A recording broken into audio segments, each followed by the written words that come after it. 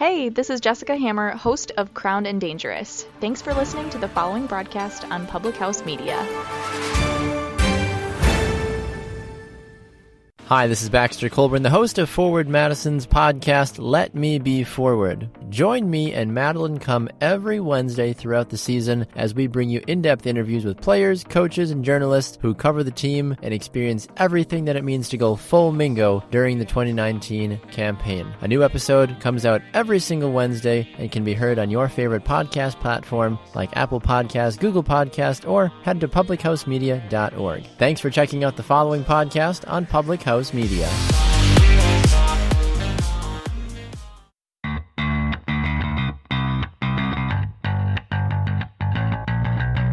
History is happening in High Point as professional baseball has come to Furniture City. Don't miss any of the action from strikeouts, 3-2 cold strike 3 right at the knees, to web gems, stabbed by Alfonso, he spins, throws to first, and the pick by Bichette rounds out a beautiful play. to home runs, High fly ball deep left field. This one is gone. Get up and get out.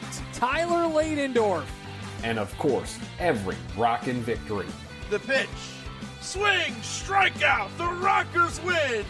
The first win in Rockers history here at home. Interviews, recaps, and insights from across the Atlantic League. It's all fresh off the Rockers.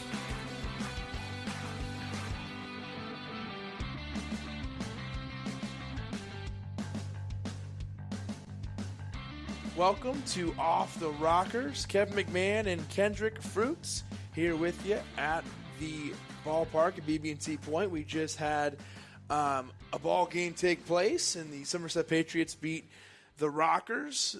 So we're recording this on Sunday when you hear it, but it's also the All-Star break for the Atlantic League. We'll get into all that. I'm Kevin McMahon, the play-by-play broadcaster of the Rockers, and we have a new member of the broadcast team I want to introduce you to, who also does a little play-by-play. We will refer to ourselves as the broadcast team. Here's Kendrick Fruits, everybody. Hey, happy to be here. Really excited that was fortunate enough to be here and get here for the stretch run of the first half and get here for the pennant race.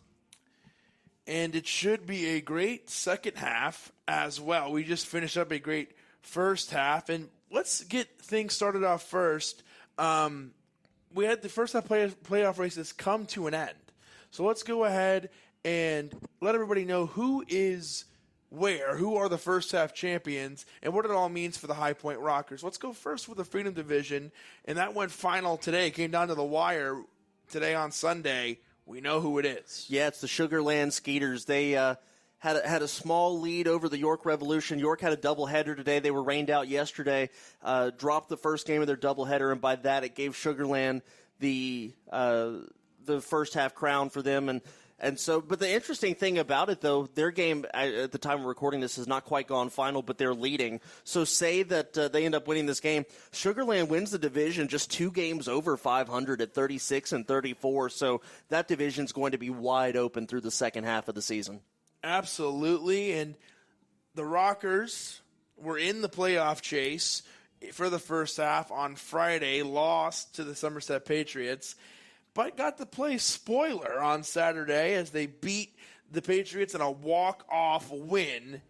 And because of that loss that the Patriots experienced, it was the Ducks who also lost, but because of the loss to the Somerset Patriots, they own the tiebreaker, and they win the Liberty Division. Yeah, it's going to be a fantastic second half to see the Liberty Division. The top 3 teams, which is Long Island, Somerset, and High Point, separated by just a couple of wins right now. Long Island with 43, Somerset with 42, High Point at 41. So all three of these teams have a good chance to win the second half. All 3 of them certainly could lay claim to it, and I think it's really going to come down to the wire again. We saw it come down to the last weekend here, and I don't see any reason why it should be any different in the second half.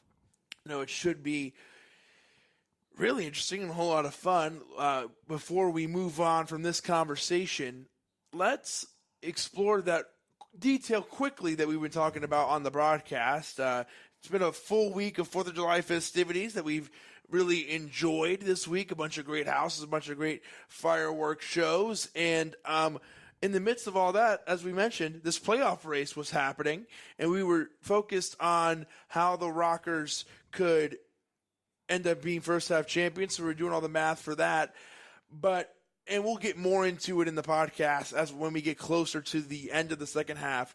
But just so people know how the wild card works for the Rockers and for the Atlantic League, what has to take place is one of the teams in either the Freedom Division or the Liberty Division, so the Ducks or the Sugarland Skeeters in this case, would have to win the second half as well. So let's say the Sugarland Skeeters win both halves.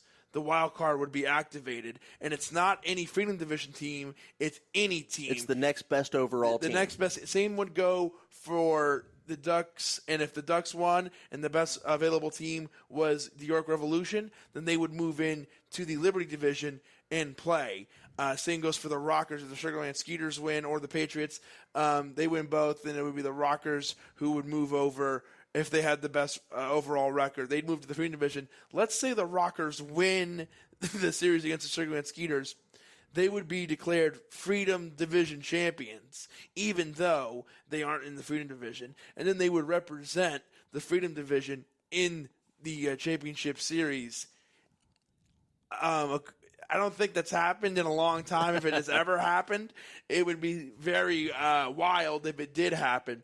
But that's a little bit of a breakdown for you when it comes to all that stuff. Yeah, and the thing that makes it interesting is how tight that wild card race is right now. So, to be honest, Somerset has that lead over the Rockers by, I think it's a game and a half, 2 games, something like that right now. So these two teams have a comfortable margin over the York Revolution. I think it's a 6-game margin as we stand right now. So not a runaway yet at this point. There's still 2 months of baseball left to be played. But the Patriots and the Rockers comfortably looks like if it's going to come down to a wild card situation, a good chance it's a 2-team race.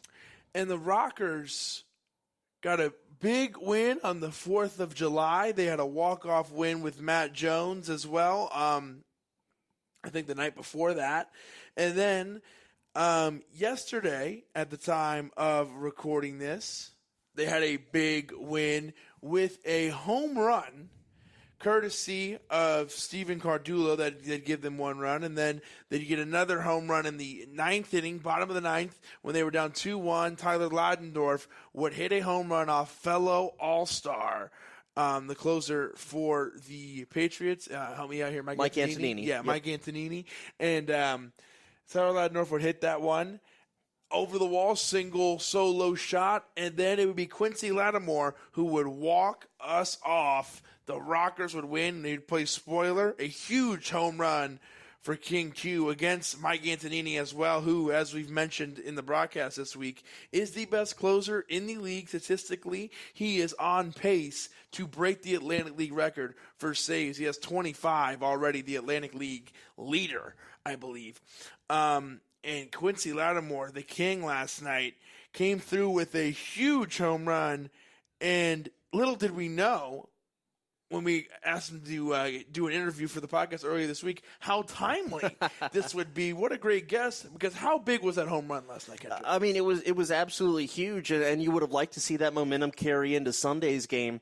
Unfortunately, it didn't happen, but, it plays spoiler for one thing, and the Rockers want to do that, and obviously they dropped the series to the Patriots 2-1 here, but you're in the big scheme of things, that win gives you one in the season series, and if things remain as tight as they have been thus far, one game could make a huge difference. If you look at the season results right now, the Rockers lead, trying to do the math here, 5-4 through the 9 games they've played this year against Somerset. So, you lose that game, it's flipped the other way, 4-5. So that's the difference between winning and losing a tiebreaker right now. And your Rockers go 4-3 in the homestand, have a lot to be excited about. And why wait any longer? Let's go to this interview with the guy we talked about, the guy who was nice enough to join us. We learned a lot about him, a great guy, and the hero in Saturday night's game, King Q, Quincy Latimore, is back in High Point, and he joins us this week on the podcast. We're lucky enough to have Quincy Latimore joining us this week on the Off the Rockers podcast, and he took a little time away from the team when he got his contract purchased by a professional team in Mexico, went down and played in Cancun, and he is back, and he is helping the Rockers at a very big time for this team as they are trying to win a first-half championship and get in a position where they can get to the playoffs. And in their first season, to do that in July will be pretty special. And Quincy is back. And Quincy, how's it been coming back? It's been great coming back. It's almost like I never left, I came back, jumped back in the lineup, and things have been rolling just like I didn't leave. We're playing good baseball, and our fate is in our hands. We're playing good ball, 7 games left. I think we're 2 games out. We're playing the team that's in front of us after this. So if we go take care of business, I really believe we can be first-half champs, and that's definitely a breath of fresh air knowing, you're in the playoffs regardless of how the second half goes. You still want to go out and play good ball in the second half, but just knowing, hey, when it's over, we're there. So that'd be good to do. It really will be. That could take a lot of the pressure off of everything. Absolutely. You can just have fun and play ball, just like we've done all year. That's one thing I say about this team. We've gelled, even with guys coming and going and new guys coming in, we've really gelled and played together well. The chemistry we share together has been phenomenal. It's been some of the best I've had in my 13 years of playing. Is there a certain thing or person that you credit that to, or a couple of things? Because everybody says that this is some of the most fun they've had. The chemistry's great. The culture's great. Is there something in particular, or is it just everybody's coming with the same mindset? I can say we have a really good group of veterans. I mean, most of our guys have played 8 to 13 years of professional baseball. I mean, we have guys that played in the major leagues, guys that have played out of the country some have been, different style and different genre of baseball. And with the young guys, like they all have been, willing to learn, ask questions. And it's good when you can share your experiences with someone who's just starting. And like I said, they've been willing to learn, and it's just been great. It really has been. Quincy, now this is a much different team than when you were here last. Dante's no longer here, Brett's no longer here. What's this atmosphere like trying to get to know these newer guys that you didn't know? So you come back on the road and you got to meet all these new guys again. What's that like? Man, it's really just like going to Mexico. I went to Mexico and I knew a few of the guys from playing down there year before. But you don't know them. You just know them from playing against them. Hey, man, how you doing? But, it's just like going down there. You get to know them. We're all there to share a common goal, and that's to win games. And it's just like with these new guys that we have here. They're here to help and do their job to help us win. And, moving forward, you ask questions, you fill them out, where you're from, what you like to do, you hang out. And it's a family, man. And that's all it comes down to. And that's been the big thing. Jamie and Billy, they've done a good job with getting quality people as well as quality baseball players. Now, we had Gio on the podcast not too long ago, and he was telling us about how he's the clubhouse DJ, and that you and Dante had requested that Mo Bamba be played every time after every win. And I will tell you, it has been played every time. Thoughts on your locker room playlist so far? He does a good job. He always tells us, hey, if you got something you want to hear, text him, and he'll get it. He'll put it in the playlist. But I don't really know how the song was chose. I just know they played it one night, and I liked it, and I was like, hey, this ought to be it. And Dante agreed, and it's been going ever since. When I came back, they still were playing it. Now, since then, they've definitely added some more after that song, but it's been good. We definitely look forward to getting in the locker room and having DJ go ahead and fire it up. Now, looking on your Instagram story, you look like you were living your best life in Mexico, sitting on the beach, having a few brewskis. What was Mexico like? I mean, I've never been there, so can you kind of... It's a good time, man. It's good competition. The league is good. There's 16 teams, 8 in the north, 8 in the south. Down there, the difference is, you have to perform at a good rate all the time. I'm happy with how I played. My situation just didn't work out the way I wanted it to. They definitely needed pitching, and the second half was starting, and a guy became available that played with them last year. He was in AAA with the Nationals, and so I understand the business of the game. And after playing so long, it's just how it happens. It was a roster move they needed to make. Wasn't because I wasn't playing well. So, it was bittersweet. Of course, I'd like to have been there and, do what I can do to help the team win. But I understand the move, and I was fine with it. When it comes to independent league baseball, and this is a brand new market, a brand new team, and this is my first year in independent baseball, so I'm going to speak on behalf of the fans. But if fans go, well, I knew, I'll take the blame for this. This is me, at least. But we don't have a huge knowledge of who all is available when it comes to who you can sign when you lose a guy.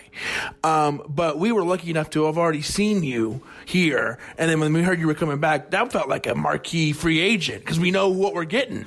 And it's like that moves the needle. It's like Quincy Latimore's coming back amongst Rocker fans. It's like, the rich are getting richer. Like, how are we able to get him back? So with the team playing so well, and as a broadcaster, as a fan, I'll say we know what you can do.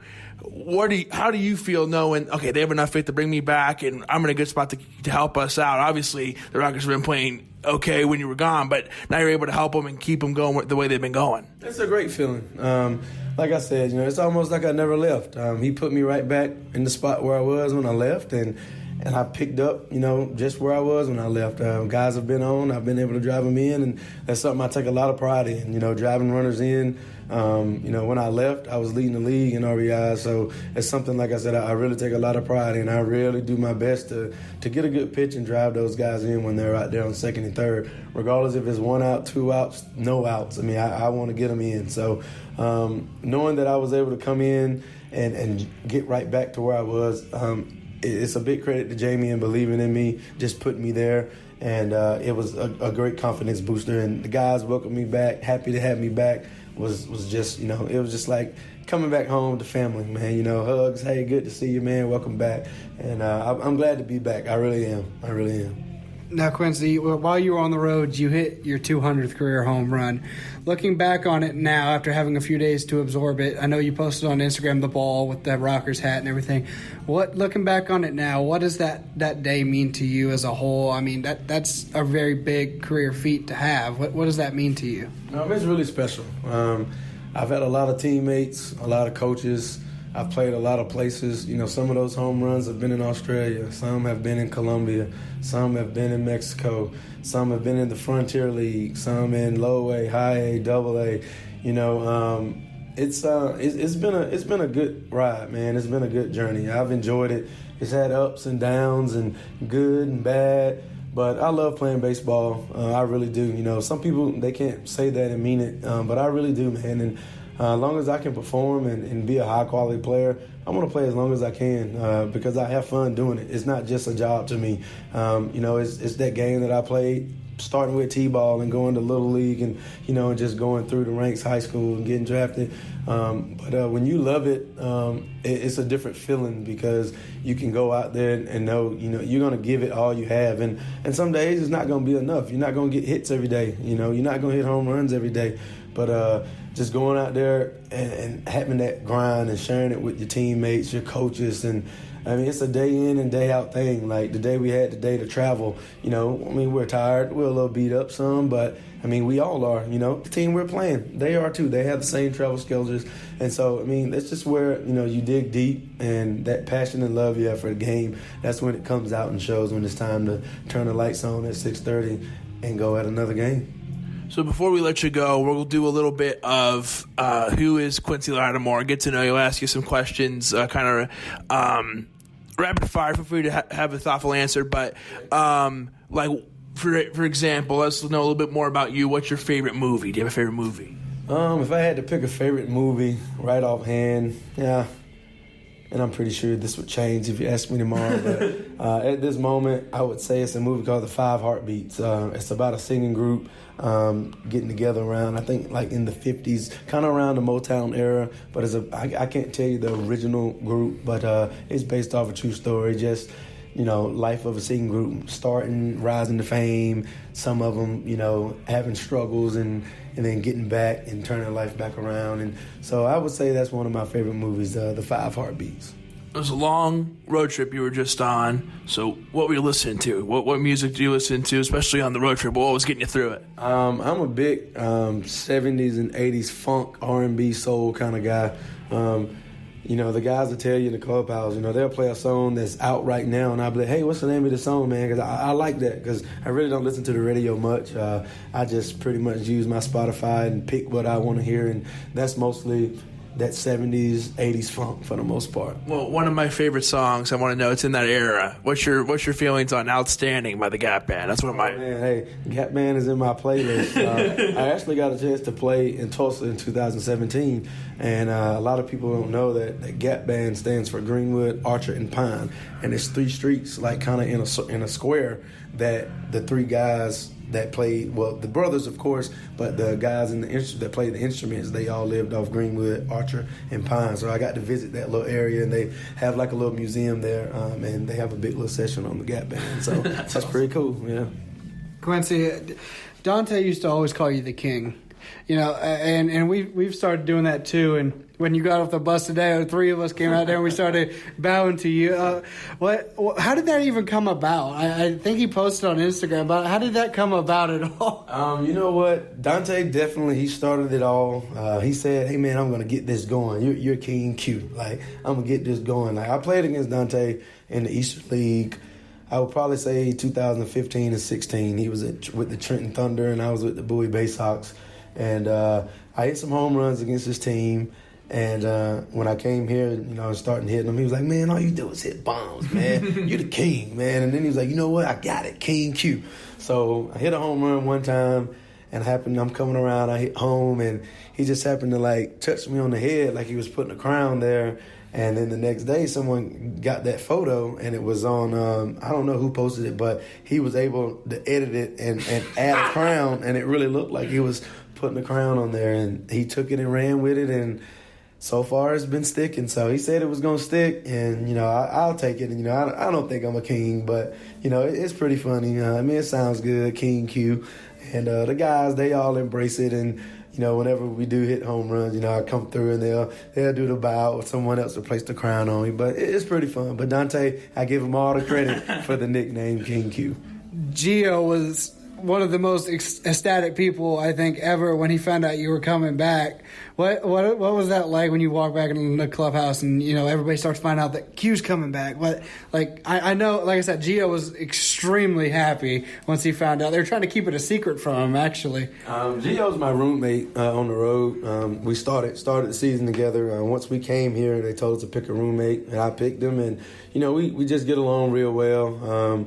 We talk a lot at night after the games about the game, about life, just different things in general. And he's a real good guy. Like I said, I told him when I left, I said, man, you're stuck with me now. Even if I'm not here, we'll still talk, and I'll be following you. And, if you got anything you want to talk about still, you give me a call anytime. So he's almost like a little brother to me. He calls me big bro, and that's my little bro. So he was really happy for me to be coming back. And I was happy to come back too. If you have to leave a team and you have to go back to a team you've already played with, guys and it's like family, you can't ask for anything better. So it was a great situation for me to be able to come back and actually be wanted to come back. So it was great. It really was. So I have to use my investigative journalism skills here. Were you guys roommates again on this road trip? On this road trip, no. He had family. His girlfriend was in town, so he was away staying with them. But as soon as we go back, he'll be back. Yeah, he'll be back. You got anything else? Might as well just keep them away from each other. They're probably going to burn the place down.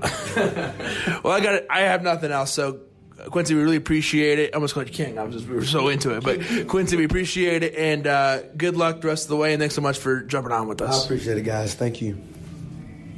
Huge thanks to King Q, Quincy Latimore, joining us. Had a great time getting to know him a little bit better and getting to hear from him. And like I said, not to break the fourth wall or to give away any secrets, but we did it earlier in the week, and we didn't know how special that interview was going to be. It couldn't have been more timely. Yeah, absolutely. And, It's funny, baseball just kind of works that way. You see that happen on the field sometimes with odd situations or happenstance, and apparently that carries over to off the field in the offices and the clubhouse and the locker room and all that sort of deal too. And we know Quincy is a great player, and it was only a matter of time before he came through and with a big hit in his return. You could tell this was his first homestand back. You could tell he was kind of looking to come back and make a statement, and he did with that. So there is definitely no podcast curse. If anything, it's you want to come on here and talk to us. And I said this on the post-game show the night that he hit the walk-off, and I'll say it again here. You could tell in his post-game interview how much the fans in the city of High Point meant to him. He went out of his way to thank them and say how much he loves playing here in front of these hometown fans. And I think that's huge, especially with a brand-new team here in High Point. You know, you want to have guys that want to be here and that love being here, and there's no doubt in my mind that Quincy Latimore wants to be here. Absolutely. Before we say goodbye to you, we are in the All-Star break, but guess what? That means we have All-Stars, and we have a ton of them going to York, Pennsylvania, which is for a first-year team to be sending seven, right? To be sending seven All-Stars to York, to the Atlantic League All-Star game, one of the brightest nights, the biggest stages for the Atlantic League, to put our 7 stars out there to really show the Atlantic League and the baseball world what we have to offer. That's a tremendous privilege and opportunity for the Rockers, and they got it right. As we've been saying all week, we could make the argument for a couple of more, but 7 All-Stars is a tremendous number, and what an accomplishment for this team in their first season. Yeah, I was going to say, rock the All-Star game, but with 7 of them, that's like a small earthquake. That's like a third of your roster. So, it's really a big testament to the great job that they've done putting together the team here. The guys who are in charge of scouting the talent. Jamie and Billy, who've done a great job, and all the coaching staff. Yeah, they've done a fantastic job picking out the guys that not only are going to represent High Point well in the community and off the field, but the guys who are going to lead the way on the field as well. And if you look at our list of All-Stars, Joe Van Meter, Asher Tolliver, Brian Clark, Sam Runyon, Tyler Ladendorf, Stephen Cardullo, and Breland Almadova. Those guys all fit the bill. They're fantastic on the field. They're great off the field. They're great to talk to. They're active in the community. And, just excellent to see these guys get the recognition that they so very well deserve. And we saw all the guys this week, all the bullpen guys, Brian Clark, Asher Tolliver, Sam Runyon, played big roles this week in helping the Rockers get some wins. We saw Joe Van Meter come out yesterday. No extra pressure being an All-Star. And if there was, you couldn't tell. 11 strikeouts yesterday in Saturday night's game.